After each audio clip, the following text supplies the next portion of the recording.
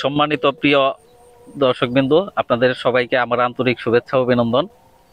তো আজকে লাউয়ের উৎপাদন বাড়ানোর জন্য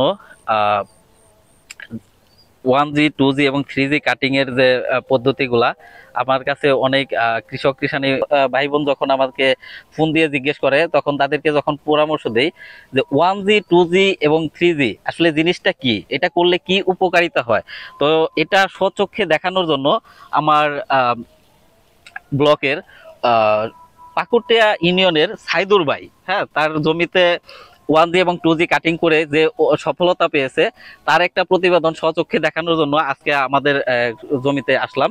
তো 1G এবং 2G বিষয়টা কি এবং এটা করলে কি উপকারিতা হয়, তো আজকে এটা দেখানোর জন্যই আপনাদেরকে আমাদের এই জমিতে আনা।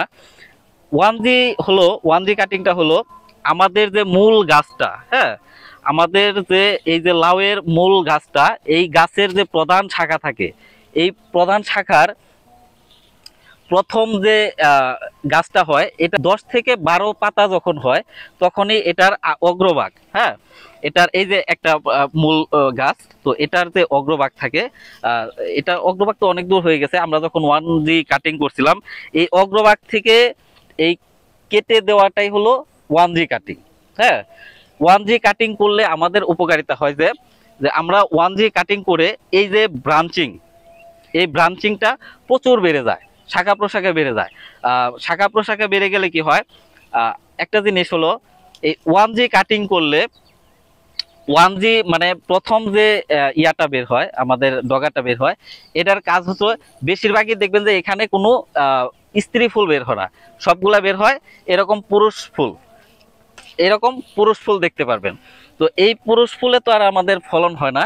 তো 1G কাটিং করলে তো আমাদের ব্রাঞ্চিংটা বের হয়, এই ব্রাঞ্চিং থেকে প্রচুর পরিমাণে আমাদের স্ত্রী ফুলও হয় এবং পুরুষ ফুলও হয়, দুইটাই বের হয়।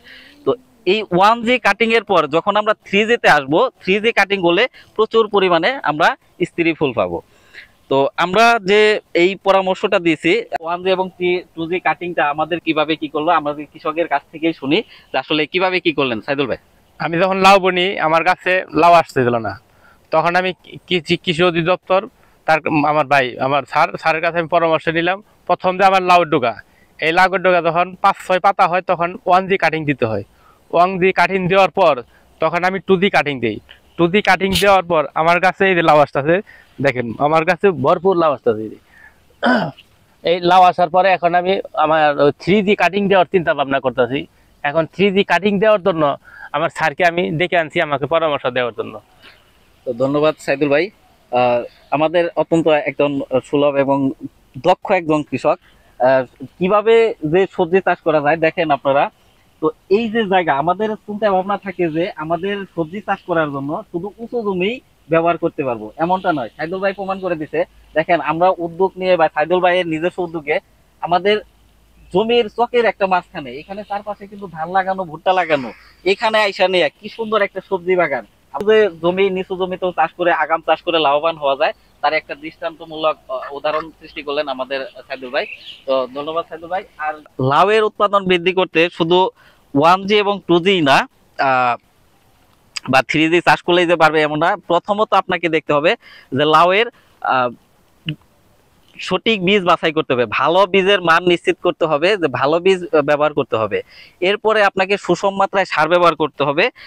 আপনার এই কারিকুলাম গুলা করলে তারপরে আপনি ভালো একটা ফলন পাবেন। আরেকটা বিষয়, 1G এবং 2G কাটিং করার সময় অবশ্যই আপনার গাছ সুস্থ সবল থাকতে হবে। হ্যাঁ, গাছগুলা যদি একদম সুস্থ সবল থাকে এবং গাছে যদি পর্যাপ্ত খাবার থাকে, তবেই 1G এবং 2G কাটিং করলে আপনার গাছগুলা দ্রুত বাড়বে। আদারওয়াইজ যদি আপনি গাছ যদি দুর্বল থাকে, সেই গাছে যদি যদি কাটিং করে, তাহলে আপনার গাছ ভালো সেটা আবার খারাপের দিকেও চলে যেতে পারে। এটা আপনারা লক্ষ্য করে সতর্ক থাকবেন।